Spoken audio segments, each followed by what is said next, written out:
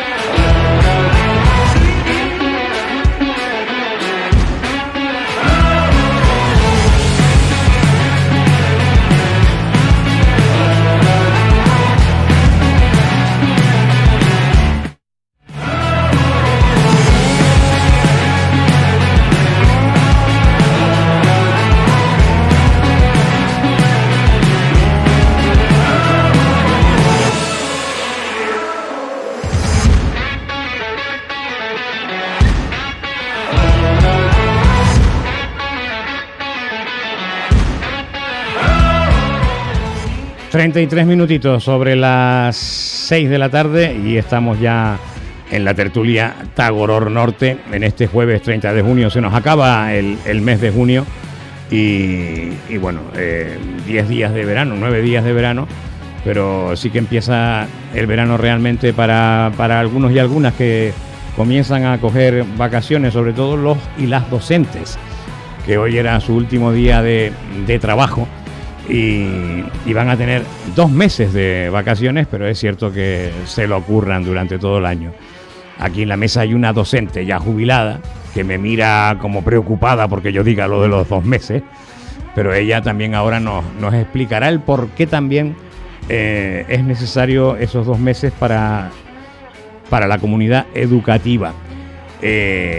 Bueno, saludamos por orden de veteranía en la tertulia, y como la igualdad es la igualdad, en este caso a la mujer la dejamos para lo último, porque hay igualdad, y entonces eso de caballerosidad, las señoras primero, eso para mí es una tontería, porque la igualdad se demuestra también pues en eso, ¿no? Los más veteranos, el más veterano de todos es Pedro Delgado, al que ya saludamos. Pedro, muy buenas tardes. ¿Qué tal? Buenas tardes, ¿no? Eso de la igualdad está bien, porque, claro, a mí también me gusta que me regalen flores y esas cosas. Claro.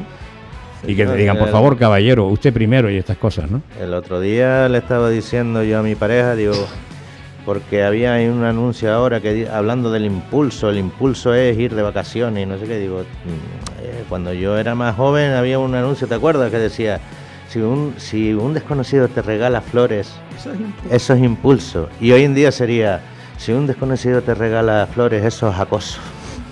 ¿No? Sí, las cosas han cambiado. Las cosas han cambiado, y yo creo que en cierta manera, en algunos casos también se han desvirtuado, ¿no?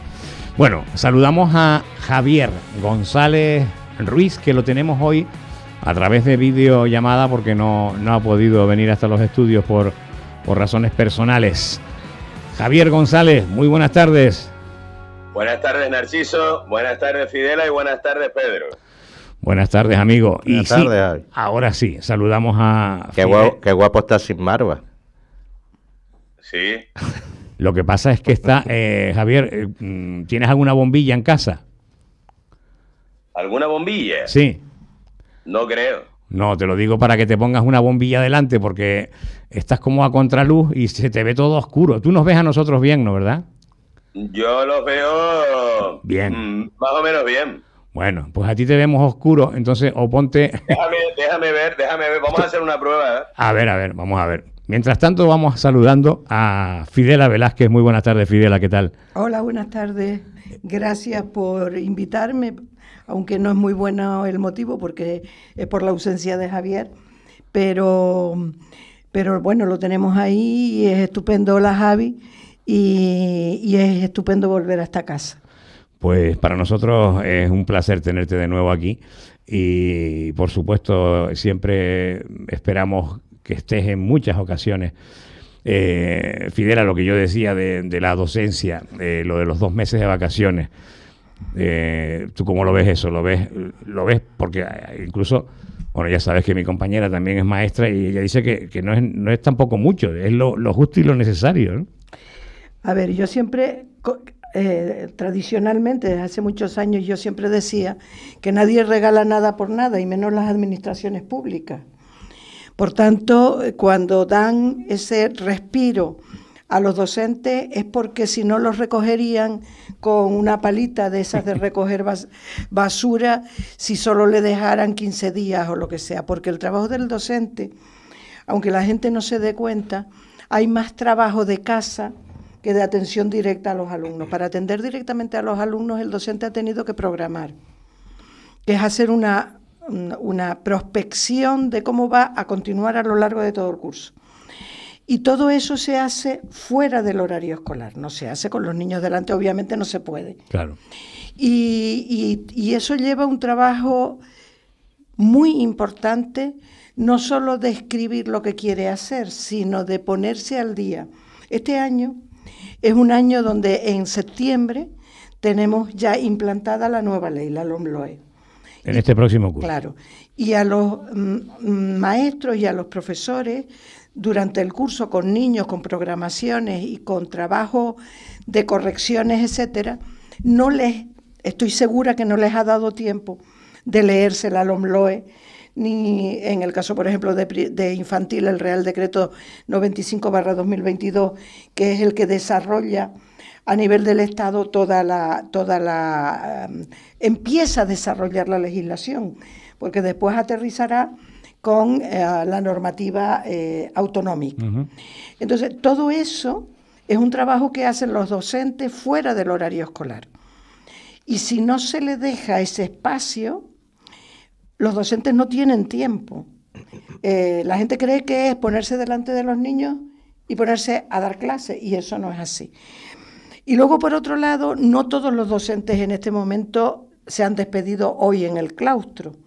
El docente de a pie sí, pero los docentes que forman parte de los equipos directivos se prolonga muchísimo a lo largo del mes de julio. ¿Ah, sí? Claro, el trabajo, porque tienen que cerrar los documentos administrativos, la memoria, los requerimientos que le hace la administración, y en muchas ocasiones esos equipos directivos supervisar las obras de los centros que quedan para el verano. Yeah. Por tanto, los equipos directivos están fuera de que hayan cerrado hoy, y otros que no cierran hoy son todos los docentes que están obligados a los servicios especiales, porque el mes de julio no es de vacaciones, es de estar a disposición de la administración para servicios especiales que se les requieran.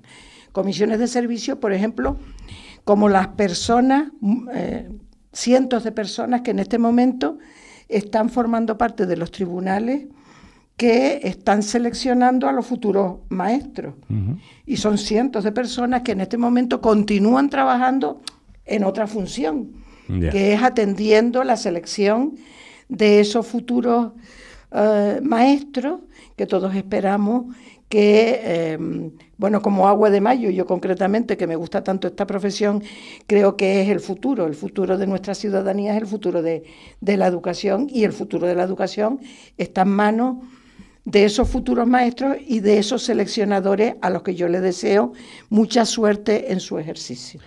Pues desde luego a mí me has aclarado muchos aspectos que creo que son necesarios, ¿no, verdad, Fidela? Que la ciudadanía los conozca en cuanto al trabajo de los y las docentes y al trabajo de los equipos directivos también de los colegios de enseñanza primaria y de educación secundaria obligatoria. Yo como soy mayor tengo muchas anécdotas y voy a contar una. Venga. ¿No? En esa función de perfeccionamiento, de hacer cursos, etcétera, del mes de julio, que yo siempre la ocupaba, estaba en una jornada en Salamanca. Pues sería como el 10 de julio tal vez, o por ahí. Y bueno, yo me iba a la universidad con mis libros debajo del brazo y me encontré con una familia que llevaba unos niños de mano. Y entonces la madre desesperada le gritó a los niños: ¿qué ganas tengo de que empiecen las clases? 10 de julio. Mi madre. Y nosotros los habíamos dejado el 24 de junio en manos de su familia. Es decir, no había aguantado la presión de sus niños ni 10 días. Por tanto, los papás, que a veces se desesperan con los niños, entenderán que los maestros no es que tengan 1, ni 2, ni 3, ni 4, es que tienen como mínimo 15 por ahí, 15. ¿No? Y la ratio es 25, pueden llegar a tener 25 en primaria. Por tanto, son 25 niños, todos los días y todas las horas del día. Ya. Bueno, en fin, esto creo que ha sido una explicación bastante clarificadora, ¿no, verdad, Pedro? Y didáctica. Hombre, yo es que ahora tengo a la niña, claro, que dejó el colegio el otro día, aparte de que soy hijo de una docente también, pero ya yo desde el lunes le estaba diciendo a ver si te empiezan el colegio ya de una vez. Pues claro, es que ahora el trabajo, no sé qué, atender todas las obligaciones y con ella detrás, porque no la puedo dejar sola. Y digo, bueno, es que es agotador. Y tú imagínate estar con 15 o con 20. Es que hay que entenderlo. Si no, es que los profesores, no con una pala, es que habrá que meterlos en un psiquiátrico directamente, porque claro, es que son 20 niños. Y cuando es en infantil, peor. Bueno, cuanto mayor... Ahí quería llegar, porque... Claro, cuanto mayor mi compañera, pues, bueno, como saben, es maestra de infantil, de 3 años este curso. Y bueno, además de que eso es una verdad como un templo, la vocación es fundamental en ustedes, en los docentes, Fidela, y ella también tiene esa vocación, por supuesto, porque los niños al final la ven como una madre, ¿no? Y en algunos casos ellas o ellos, ¿no? Pero bueno, ella en este caso también a muchos de los niños, ¿no? Es que pasan más tiempo con los profesores que con los padres. Y hay casos en los que incluso esos maestros, esas maestras de infantil descubren, detectan, aconsejan aspectos de situaciones de sus propios hijos que los padres no se han dado cuenta. Y que bueno, que con los, en fin, los maestros de apoyo, los temas de niños con capacidades especiales y todas estas historias, ¿no? Que, en fin, que es muy complicado, muy, muy complejo. Bueno, ya tenemos a Javier ya un poquito más claro. Él se levanta, se va e intenta buscar. Pedro, tienes que darle, tú con tu hermano que tienen experiencia en temas de cinematografía, de cortos y todo esto, ¿no? Tenemos que darle unas clases a Javier de iluminación, ¿no, Pedro? Acercarlo un poquito a la cámara a ver si abre el diafragma y se le ve mejor. Pero bueno, ahí se te va bien. Bien. Bueno, don Javier. Narciso, pensé que decías que me ibas a iluminar. Pues usted está bastante iluminado ya, menos en cuestiones de cinematografía, en lo demás está iluminado ya. Claro, sí. Quiero decir que estoy muy contento hoy porque está la alcaldesa de San Juan de la Rambla en la tertulia con nosotros. ¿La qué? La alcaldesa de San Juan de la Rambla en la tertulia con nosotros. La exalcaldesa. No, la alcaldesa, como que la exalcaldesa. La alcaldesa. Como los presidentes en Estados Unidos, que siempre son presidentes. Ah, es por eso, lo dice usted por eso. Bueno, por una cuestión religiosa, tú sabes que hay sacramentos que imprimen carácter. Y entonces... Porque hay poderes ilegítimos en este país. ¿Y qué quiere usted decir con eso? Hombre. Bueno, pues que se meten a hacer estropicios cuando no tocan. Está hablando en clave, Pedro. No, está hablando del Poder Judicial, ¿no? Lo que hemos claro, claro, aquí estaba yo un poco lento. Es que claro, Javier a veces dice cosas en clave, ¿no, verdad, Fidela, que dejan uno un poco descolocado? ¿Tú qué crees? Pero es obvio, un poco. Es obvio. Aquí hay decisiones que, bueno, son una sentencia totalmente injusta. Pero no por esto, sino que hay otras decisiones después que tú dices, bueno, es que este tío que es amamado, que ha robado, que es un golfo, que es un sinvergüenza, y lo dejas en la calle. Sí, claro. Sí. ¿Por qué? Porque se toma los whisky contigo en el club náutico, o en el casino, o en donde sea. Yo voy a ser más objetiva. Yo ayer le decía a un abogado, no Javier, sino otro abogado, le decía, cada vez valoro más a los abogados y menos a los jueces, pero no porque no valore a los jueces, sino por un tema científico. Los abogados se leen los expedientes y los jueces no. Y a mí me gustaría que los jueces se leyeran los expedientes, que entraran al fondo de las cuestiones, porque normalmente quienes se lo leen son otras personas que lo leen, lo interpretan y hacen el informe. Entonces, si yo fuera jueza, que no lo soy, a mí me gustaría que lo que yo firmara, habérmelo leído yo y haber profundizado yo en el tema. No quiero con esto decir nada, sino que deciden, tienen mucho poder y leen poco, a mi entender. No digo nada más porque, claro... Ojalá yo pudiera ser, así como tú dices, objetivo. Las personas no somos objetivos, no somos objetos, somos subjetivos, somos sujetos, ¿no? Somos subjetivos.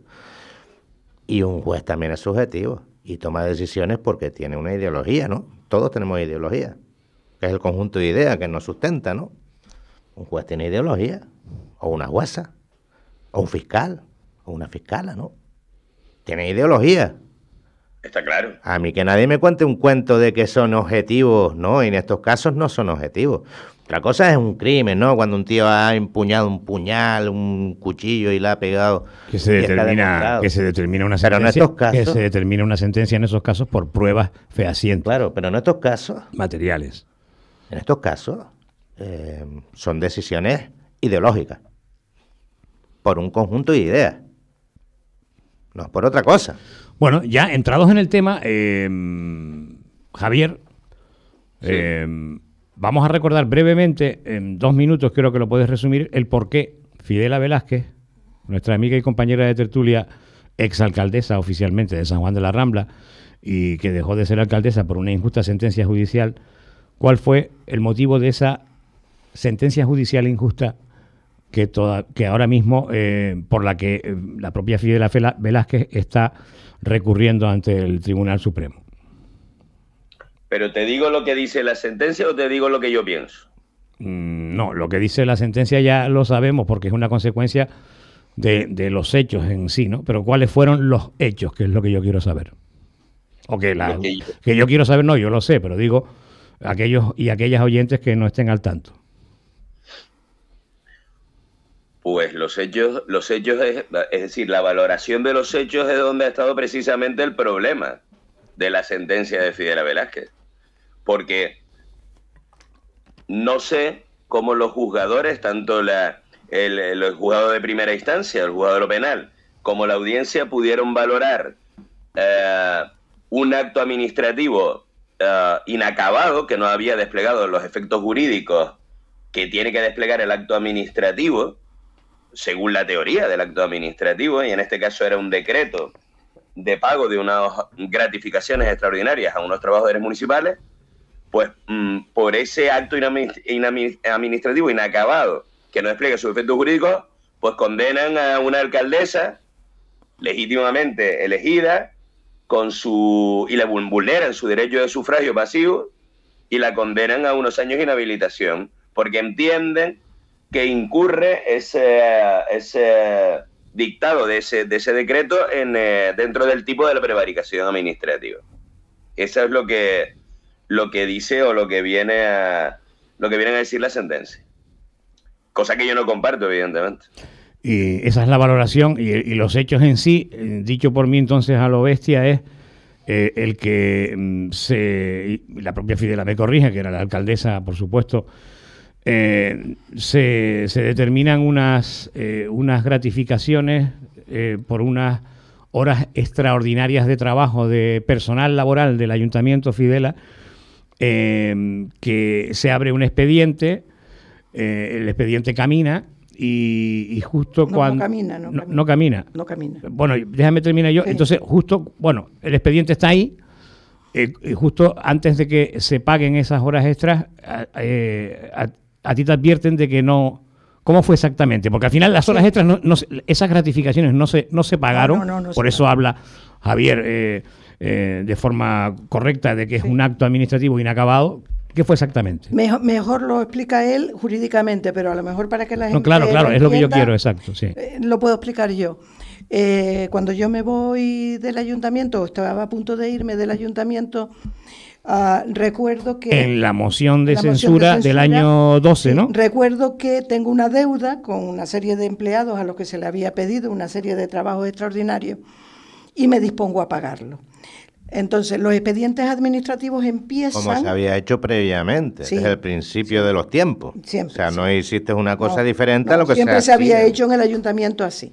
Entonces, el acto administrativo, como bien dice Javier, empieza con el dictado de un decreto donde yo manifiesto mi voluntad de hacer el pago.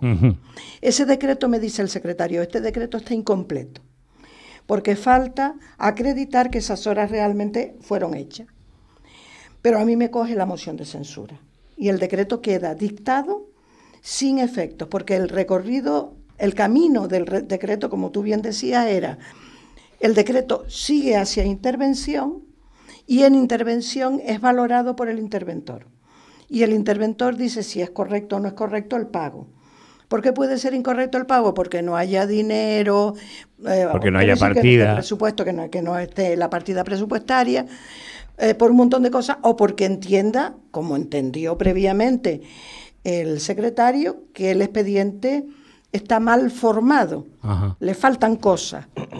Pero no llegó a intervención, nunca. Se quedó en el mero decreto que dice el secretario. A este decreto está incompleto. Bien, ¿qué podía yo haber hecho en ese momento? Pues yo podía haber anulado el decreto, digo, desisto de la situación, no hago nada, subsano lo que dice el secretario, es decir, hago una relación justificada del por qué esas horas extraordinarias de ese personal.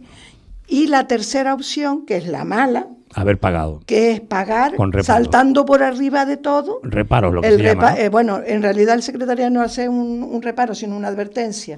Yo hubiera tenido que pagar saltándome la advertencia del secretario y el reparo del interventor que nunca miró el expediente porque es que no le llegó. No le llegó. Vale. Bien, y entonces la jueza de primera instancia dice, usted es que no pagó porque le llegó la moción de censura y usted se marchaba, porque usted tenía idea de pagar. O sea, leyó mi pensamiento, la jueza leyó mi pensamiento, cuando si uno tiene 3 alternativas, la toma de decisiones no está hecha, ¿vale? Y yo hubiera podido anular aquel decreto, que sigue sin ser anulado, cuidado, está vivo, y no lo anulé mientras fui alcaldesa, porque estaba sub judice, es decir, estaba tal... O pude haberlo subsanado y haberlo pagado efectivamente, que era lo que procedía tal vez. Pero yo tengo que reconocer que en aquel momento, claro, yo me tenía que marchar, digo, voy a dejar la cosa quieta porque es que no me da ni tiempo material de hacer nada. Y entonces, bueno, pues la jueza interpretó mi pensamiento y me condenó por la interpretación que ella hizo de lo que yo podía haber hecho. No de lo que hice, sino de lo que yo podía haber hecho. Pero cuidado, porque pagar tampoco hubiera sido ilegal. No, claro, yo subsano. O sea, que hubiera pagado, ¿vale? Vale, pero... Subsanando la advertencia al secretario, puedes pagar. Que sí, o sea, pero bueno, que no se llegó a ese hecho. Quedan por hecho que pagar... Lo que interpretó la jueza, ciñéndonos a lo que fue la realidad, no lo que hubiera podido ser. Lo que interpretó la jueza es, como bien dice Fidela, con cierto sarcasmo, además muy lógico, es interpretar el pensamiento, que es un poco como decir, este señor o esta señora no ha robado, pero yo creo que va a robar y entonces lo detengo, ¿no? Así, para que lo entendamos todo. Sí, es un prejuicio. Sí, hay un tema con esto. O sea, usted hace un juicio antes de la cosa. Un prejuicio. Claro. Dime, Javier. Sí, alguna matización. Cuidado con una cosa. Estamos hablando de un procedimiento penal, no un procedimiento administrativo. Cuidado, ¿eh? Condenar a alguien por prevaricación cuando existen esas 3 opciones que dice Fidela y alguna más, es muy grave el asunto. Es decir, estamos hablando de un tipo penal, no estamos hablando de la anulación administrativa de un acto administrativo de un decreto. Cuidado, ¿eh? Estamos condenando a alguien a una pena de inhabilitación cuando el Código Penal y cuando el derecho penal solo tiene que intervenir en los ataques más graves al ordenamiento jurídico. Es para situar la situación, cuidado, para que todos nos situemos. El principio subsidiario del derecho penal se lo cargan con estas sentencias de Fidela, se lo cargan directamente. Cuidado. El tema es muy grave. Eso sigue el recurso en vía eso está del Tribunal Supremo, ¿no? Efectivamente, sí, es pendiente. Claro, cuanto más arriba nos vamos, ya no entran en el fondo. Lo primero que tengo que pedir es que me acepten la reclamación, porque mi reclamación ya no tengo que argumentarla lo que han juzgado erróneamente, a mi entender, sino tiene que ver más con una cuestión procesal. Y lo primero que tienen que hacer es abrirme la puerta para que ellos entren a valorar. Claro. Vale, y entonces todo se complica muchísimo ya cuando te vas a niveles superiores. El error está yo creo que el primer inicial error, fue haber aceptado el Tribunal Penal un tema que era exclusivamente administrativo, porque dictar un decreto no tiene nada de penal, es decir, yo firmé miles de decretos. Claro, ellos tenían la posibilidad de inhibirse, Fidela, y de dictar de que ellos no eran competentes. Claro. Los tribunales hacen eso en muchísimas ocasiones, ¿me entiendes? Dictaban un auto declarándose incompetente y pasándole la cuestión, pues lo voy a hablar coloquialmente, pasando la cuestión a los tribunales de la jurisdicción contenciosa administrativa, si entendían que había que anular el decreto.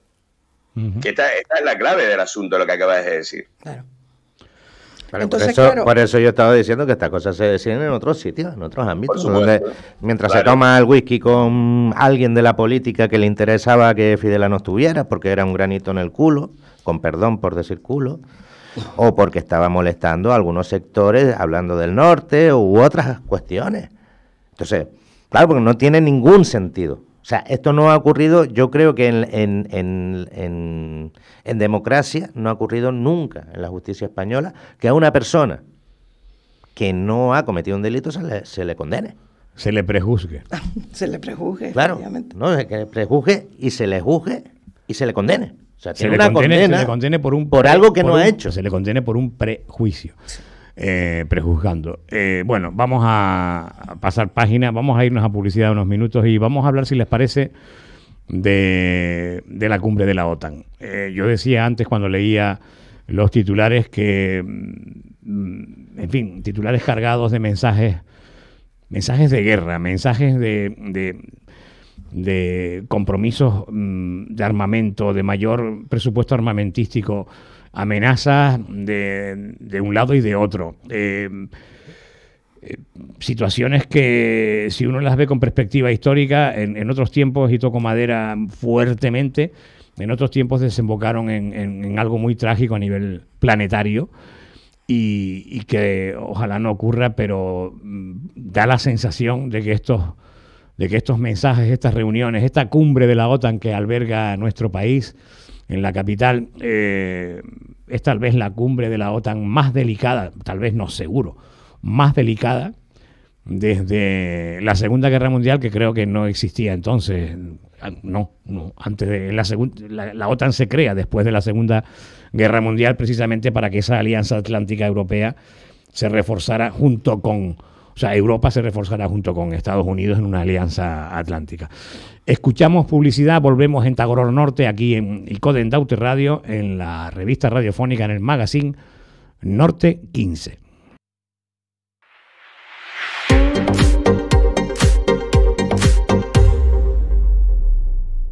Estás escuchando Norte 15 con Narciso Ramos. Icoden Daute Radio.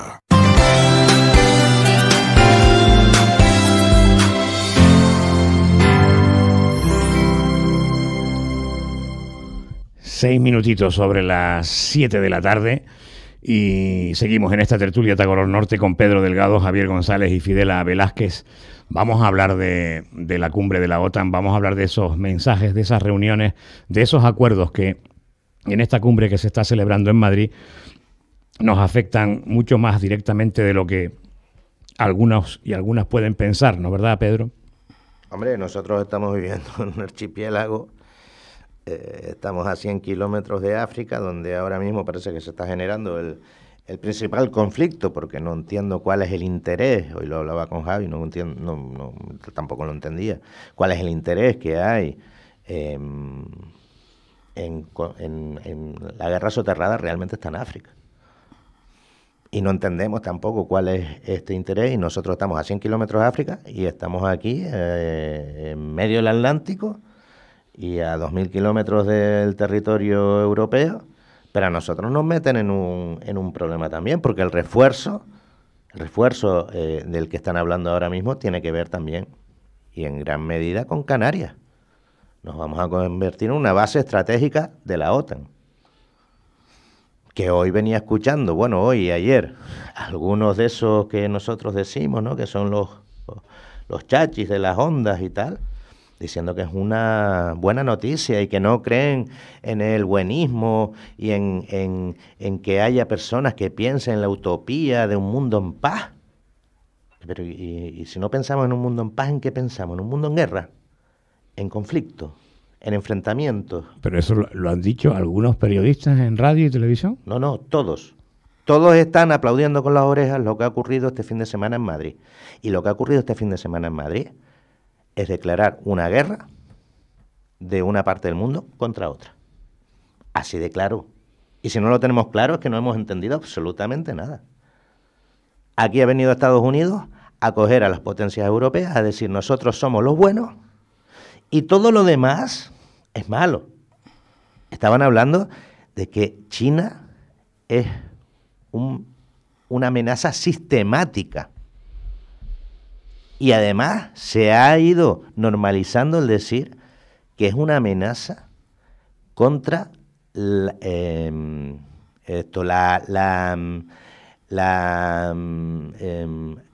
¿cómo es? La civilización occidental. Y que a mí alguien me explique qué es eso de civilización occidental. Nosotros somos Occidente, somos civilización occidental.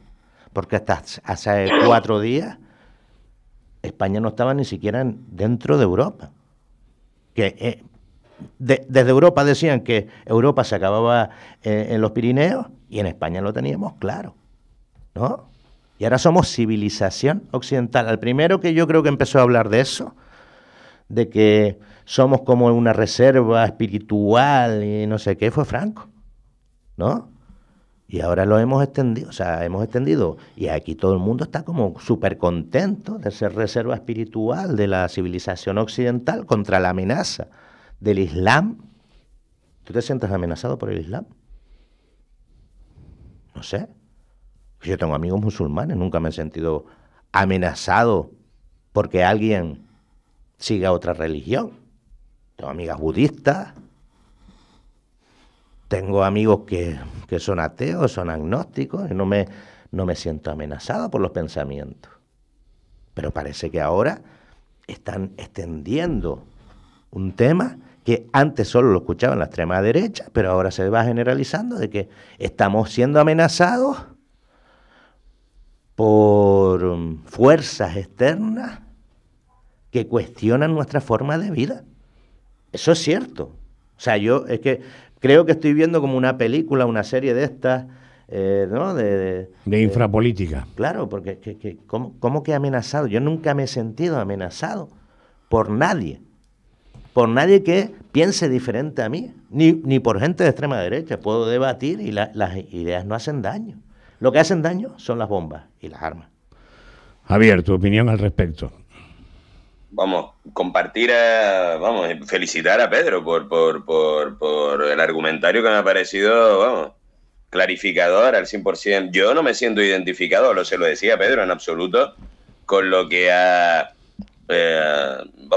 con las posiciones, primero de mi país y la posición europea y lo que ha transcurrido, lo que ha pasado en Madrid este fin de semana. Me parece que optar en un mundo que es diverso, que es multipolar, que es multicultural, optar por la unilateralidad, considerar a China un desafío, considerar a Rusia una amenaza, incrementar el gasto militar, me parece que es un retroceso histórico, es un retroceso de carácter histórico y además no sé en qué papel... ¿Qué papel va a tener las Naciones Unidas después de esta cumbre? Y estos países que se han posicionado de esta forma, cuando vayan a intervenir o cuando tengan que tomar decisiones en el ámbito de las Naciones Unidas, ¿van a cambiar su discurso o va a ser este discurso el que van a mantener? porque hay que recordar que las Naciones Unidas, pues está China, está Rusia, y hay otro mundo, como dijo Pedro, ¿no? Es decir, nos sitúan a los ciudadanos de esta parte del mundo en una parte, ¿no? En un lado, en una de las partes, que yo no me siento identificado en absoluto con esto. No. Se puede considerar, Fidela, porque, bueno, ahora mismo Javier lo acaba de señalar, en el caso de China yo creo que está claro, pero ¿se puede dejar de considerar ahora mismo a Rusia como una amenaza, Fidela? Yo desde el principio de todo este conflicto he dicho que lo que ha fallado es, no sé si por incapacidad o porque no han querido, han fallado las estrategias diplomáticas. Algo ha pasado que en todas las acciones que han ocurrido en los últimos meses, yo no he visto la gestión diplomática por ningún lado. Es decir, me parece que lo que ha fallado básicamente es la gestión diplomática. No se ha podido con todas las instituciones. Tenemos, por ejemplo, la Unión Europea. Y la Unión Europea, ante esto, ¿por qué se ha inhibido? ¿Qué hay detrás de esta inhibición? Eso por un lado. ¿Rusia es una amenaza? Rusia es una amenaza para Ucrania, obviamente. Y la Unión Europea se ha puesto... Acércate un poquito más el micrófono. Con armas y bagaje a favor digamos, ha adoptado una postura de una parte, sin gestionar, porque yo no he observado que se haya intentado nada, sin intentar gestionar la crisis de otra manera. Eso por un lado. Y luego, por otro lado, es que efectivamente nosotros somos Unión Europea, pero distante, con nuestras características. Cuando dices nosotros, ¿prefieres a Canarias? Canarias. Uh-huh. Recordemos que Canarias dijo no a la OTAN en aquel momento. Dijimos que no. En el referéndum aquel del 84, sí. Creo que fue. En Canarias salió no. Salió no. Claro, después, como por nuestra adscripción política a España, entramos todos dentro del saco de la OTAN. Claro. Pero cualquier movimiento internacional, también de la OTAN, donde primero se refleja es en Canarias. Y si ahora pensamos lo que está diciendo Pedro, de que el foco del conflicto, quitando el aspecto de guerra directa, Rusia-Ucrania, vemos cuáles son los efectos económicos y dónde realmente se sitúa, digamos, el foco real del conflicto económico. Y el conflicto económico no está en Europa, está en África, por un lado, con el tema del gas, y está en el entorno comercial, en esta especie de valoración de China como enemigo sistémico, de un sistema comandado no por África, no por los países en desarrollo, sino por una potencia que ha sido todo el tiempo y que se ve peligrar. Por tanto, es un tema muchísimo más global y a Canarias nos están arrollando una serie de acontecimientos internacionales donde se nos escucha poco. Y se nos escucha tan poco que se escucha poco en relación con nuestra posición.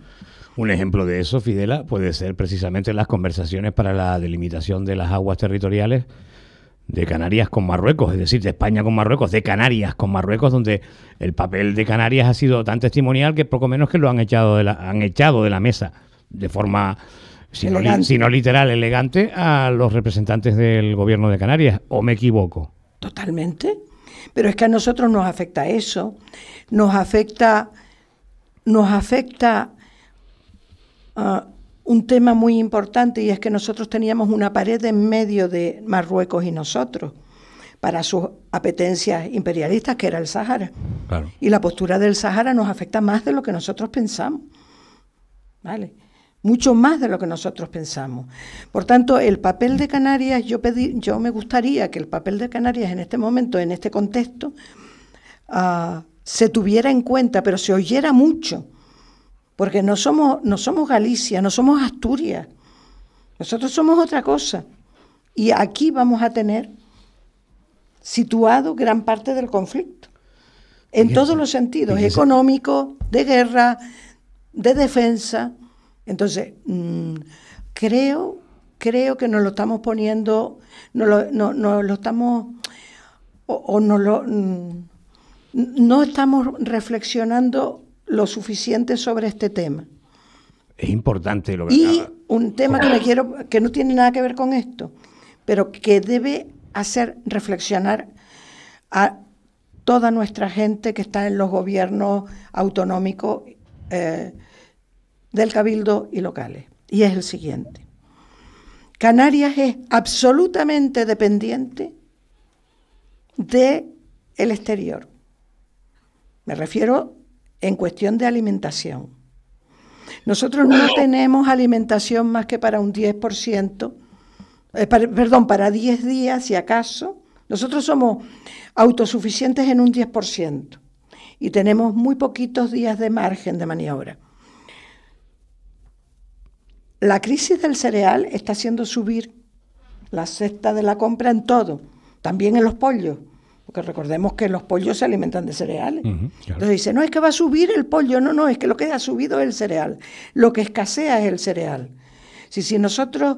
Lo que se llaman los insumos, ¿no? Claro, los insumos. Y entonces yo llevo muchas semanas haciendo preguntas al aire porque nadie me responde de mis gobernantes de qué medidas se van a tomar con la crisis del cereal. Nadie dice nada. Pero yo puedo contar que determinados establecimientos como Molinos de Gofio, que trabajan por supuesto con cereales, están teniendo auténticos problemas para que le lleguen los suministros de cereales que vienen de fuera, porque nosotros no tenemos autonomía alimenticia.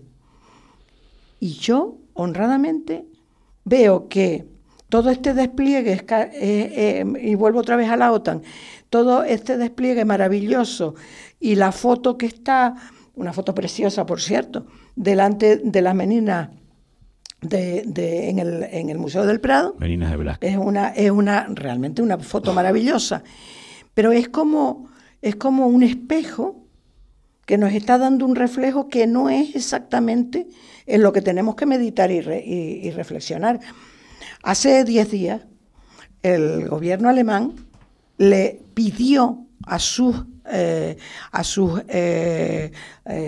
ciudadanos que hicieran acopio de alimentación para 10 días. Y resulta que en Canarias, que dependemos del exterior, no contesta nadie de este tema.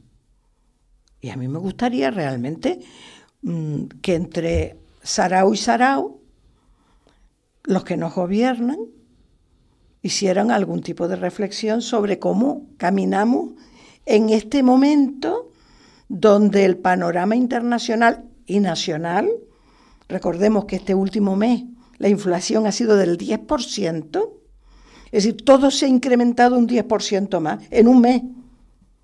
En un mes significa que al cabo del año, si se mantiene ese nivel de inflación, se convierte en un 120%, se duplicarán los precios dentro de un año. Oiga, ¿y nadie hace la reflexión sobre esto?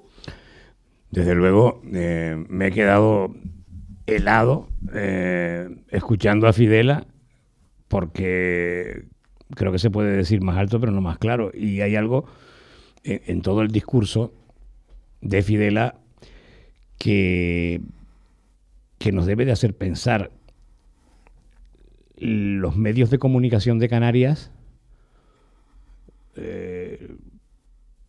los profesionales de la comunicación y los grandes medios y los pequeños como este, tenemos que hacer un esfuerzo, y en el caso de los grandes medios o los medios de comunicación de prensa y radio con mayor número de lectores o audiencia, ya no hablemos de las televisiones locales también, un esfuerzo por entender lo que está ocurriendo y por dar voz y por poner a Canarias, explicar lo que está pasando, que se establezcan tertulias coherentes como esta, que se informe sobre situaciones en periodismo de investigación de lo que está ocurriendo con estos datos, por ejemplo, que está ofreciendo Fidel aquí hoy, y que la ciudadanía canaria sepa lo que hay, y de paso también que el gobierno de España y Europa, el resto del mundo sepa que Canarias habla, que Canarias piensa, que Canarias reflexiona y que Canarias se preocupa y está preocupada de las consecuencias que puede tener toda esta situación geoestratégica mundial. Porque bien es cierto, ya solo faltaría en esta cumbre, que no se va a establecer, claro, pero vaya usted a saber lo que en la infrapolítica se habla, de que Canarias, si no con una base estadounidense como la derrota, pero algo seguro que se está cociendo, mal guisando, para que Canarias sea ese eje entre Atlántico y que a lo mejor resulta que estamos más en el foco, vuelvo a tocar madera, de un conflicto, de un presunto conflicto que ojalá nunca se determine, de lo que pudiéramos pensar, ¿no, verdad, Pedro? Canarias siempre ha estado al margen de cualquier enfrentamiento internacional, incluso el nacional. Recuerdo que aquí ni siquiera en la guerra civil hubo una guerra. Ahora es ponernos, nosotros mismos nos hemos puesto al frente y hemos permitido que se nos ponga al frente de un conflicto en el que no tenemos nada que ver. Esto es un tema entre Estados Unidos y Rusia, donde la OTAN no es que haya estado la Unión Europea no es que haya estado inactiva. La Unión Europea ha tomado partido. La Unión Europea ahora mismo ha intentado ampliar en pleno conflicto sus fronteras, permitiéndole a Ucrania, que cuidado que Ucrania tiene muchos problemas para ser aceptada como una democracia liberal, como dicen ahora. Muchísimos problemas. Sobre todo porque ha tenido problemas a la hora de respetar los derechos humanos. Y ahora le tendemos una alfombra roja a un país que estaba en el punto de mira hasta anteayer, porque es la democracia frente a Rusia que es.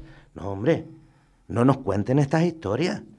Ucrania tiene un problema grave. Incluso te voy a decir más.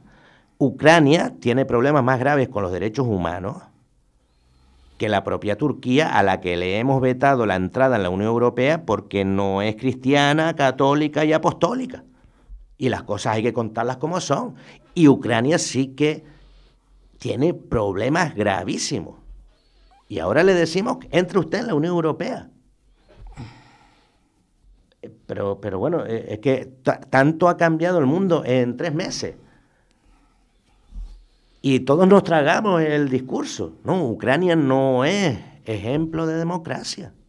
Ni puede ser una democracia de eso que dicen ahora liberal y que sea de la civilización occidental. No es cierto.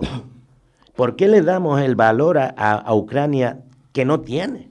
Porque son rubios, ojos azules. ¿Qué pasó el otro día en la frontera con España, en Melilla? Donde matan a 40 personas, los tiran como sacos, no sé si... Sí, me imagino que la gente habrá visto las imágenes. Una tragedia. Marruecos sigue manteniendo campos de concentración donde hay miles de personas para evitar que entren en Europa. Pero de eso no hablamos. En África se están librando, no una, centenares de guerras y guerrillas. Tribales. Donde muere gente todos los días. Pero aquí no hablamos de esto. Ya. Y es brutal ver el otro día, pero bueno, ¿y qué pasa? ¿Y qué pasa en Europa? Que nadie se escandaliza con lo ocurrido en una de sus fronteras, en la frontera sur, con el asesinato de decenas de personas, jóvenes que vienen a buscarse la vida. Nadie habla de esto. Nos hemos callado y mientras está muriendo gente en la frontera sur de Europa, los líderes de esa cultura que tenemos en Occidente, tan maravillosa y tan fantástica, visitando el Museo del Prado y mandándose una comilona a costa de todos nosotros, ¿sí? Porque yo creo que algo aquí está fallando, ¿eh? Javier. Vuelvo a coincidir con Pedro. Fidel ha tocado muchos más temas, o sea, no solo ha tocado la situación, digamos, ¿no? De la cumbre de la OTAN, ¿no? Sino que ha puesto a Canarias en el mapa y, claro, pues, como dice Pedro, no sé en qué momento. Es decir, yo creo que aquí, se lo decía Pedro, hay una falta de transparencia absoluta con los ciudadanos, me refiero. Las decisiones que se están tomando a este nivel de rapidez y con este oscurantismo, pues entiendo que tendrán que ver con información que deben tener los gobernantes y que no se lo dicen, no se lo cuentan a los ciudadanos. Sinceramente lo digo porque no veo que sean transparentes en esto. Es decir, el cambio de posición del Estado español respecto del Sáhara no se ha terminado de explicar bien. Las relaciones con Marruecos, a China no paramos de comprarle cosas. Fidel hablaba del cereal, pero es que nosotros somos consumidores de cosas chinas, pues cada vez más. Entonces Canarias no deja de ser una parte de un mundo global que geoestratégicamente está muy cerca de África. Somos africanos y veo que no son transparentes. Los gobernantes no nos cuentan la verdad de las cosas. Entonces, ¿cómo se puede posicionar un ciudadano si el gobernante no nos cuenta la verdad? Y estamos viendo que lo que nos hacen verdaderamente a los medios de comunicación es meternos a todos en un totum revolutum sin analizar las cosas con sosiego y teniendo todas las partes, o sea, todos los criterios. Es que no, es un problema grave. Es un problema democrático. Un problema democrático, pero de democracia, o sea, me refiero a democracia analizado en profundidad. Es decir, yo creo que los sistemas están evolucionando a otra cosa. Creo que estamos en otra cosa.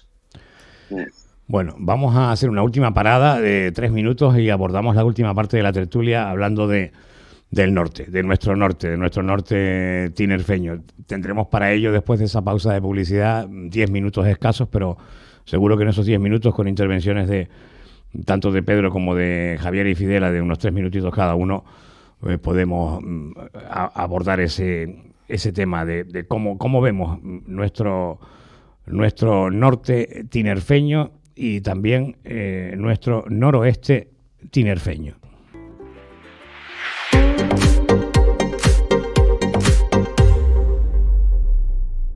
Estás escuchando Norte 15 con Narciso Ramos y Coden Daute Radio.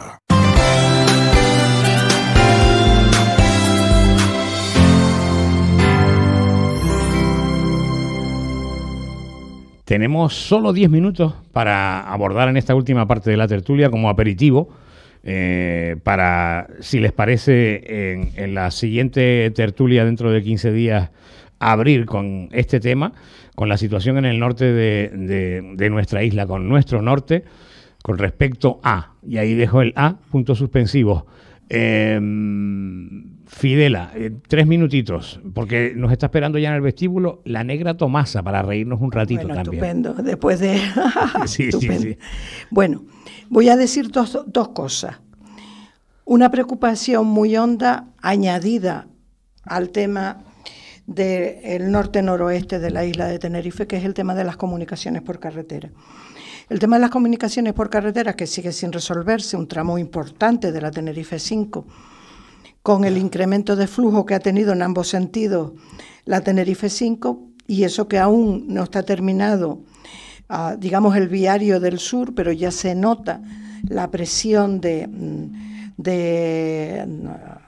tráfico hacia y desde el sur, Y digo que se nota porque a cualquier hora del día que yo salga por la variante de San Juan de la Rambla, por el acceso a la Tenerife 5, hay cola. Antes, en algunas horas del día, uno salía fluidamente y ahora tiene uno que esperar varios minutos para poder salir, y a veces porque alguien te deja salir.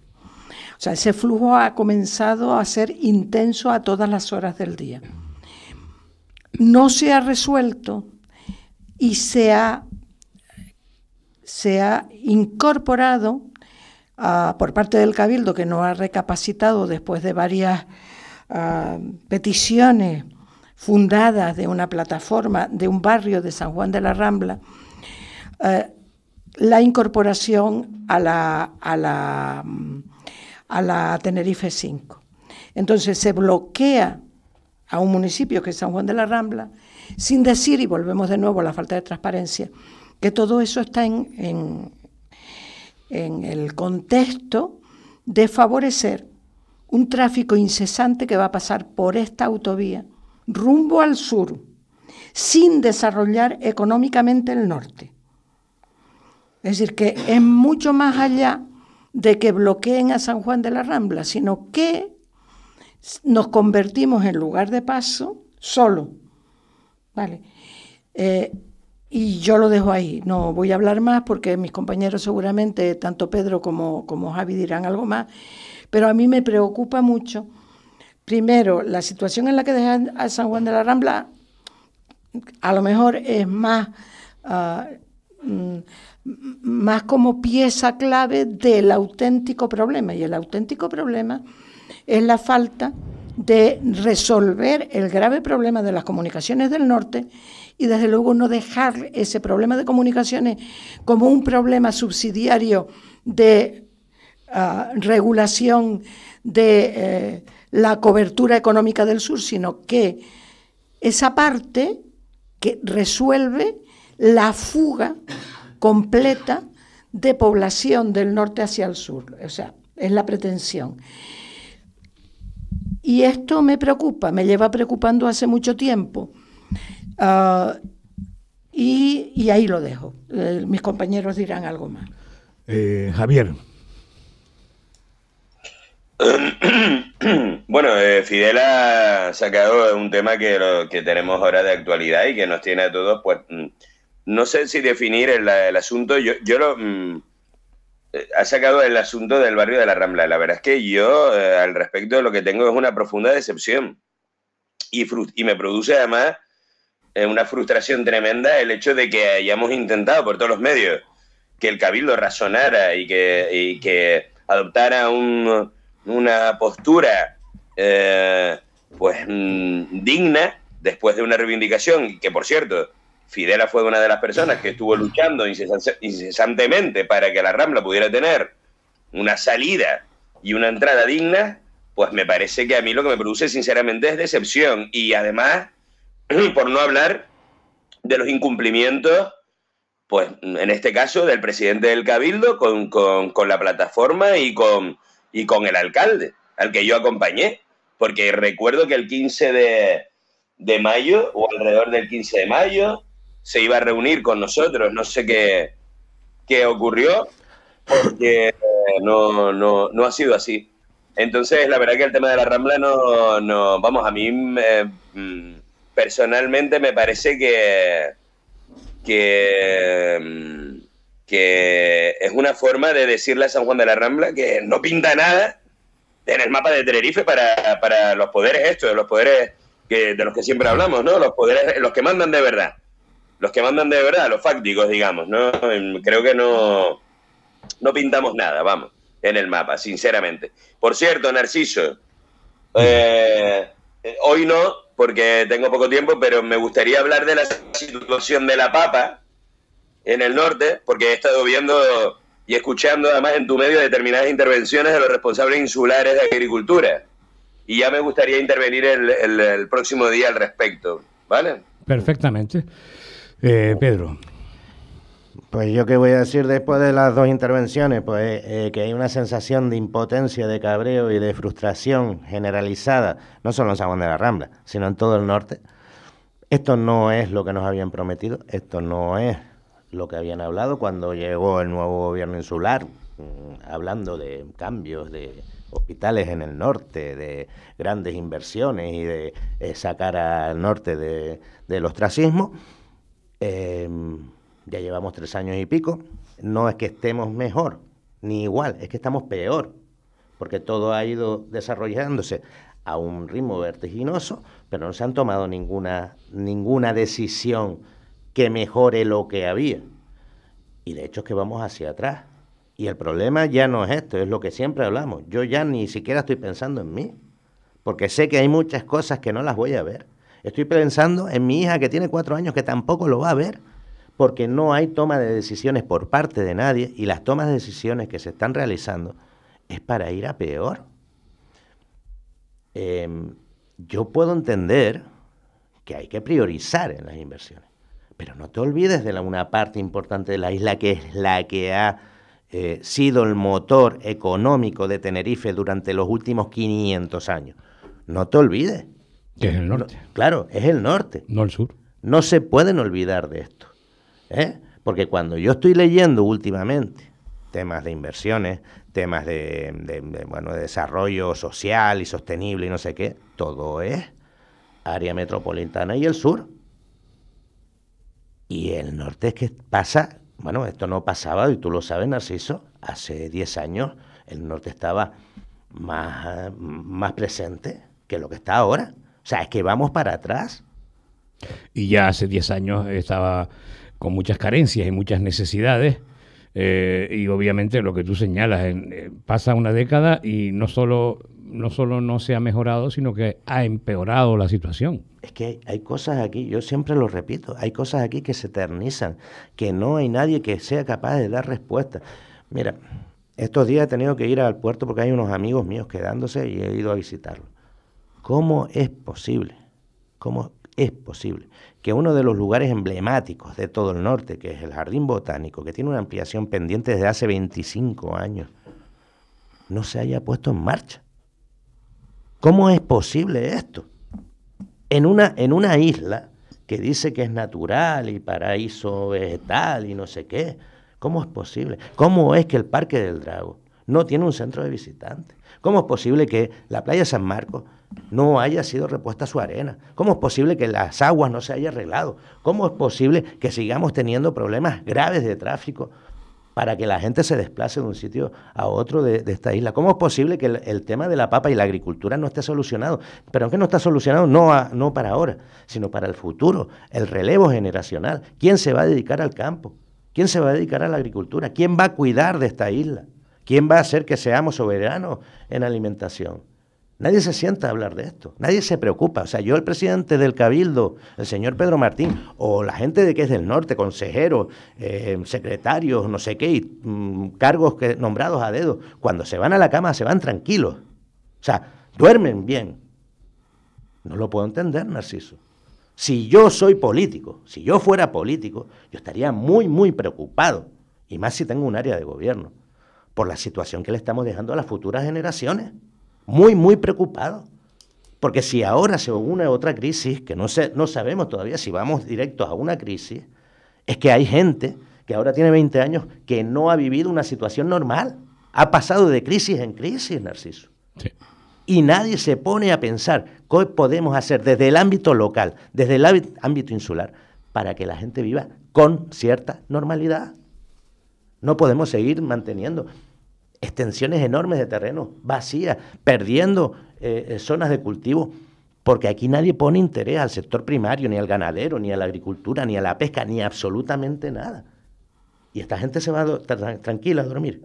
Y es que ya no hablo solamente de las carreteras, o si el acceso a la Rambla, que es gravísimo lo que han hecho con San Juan de la Rambla.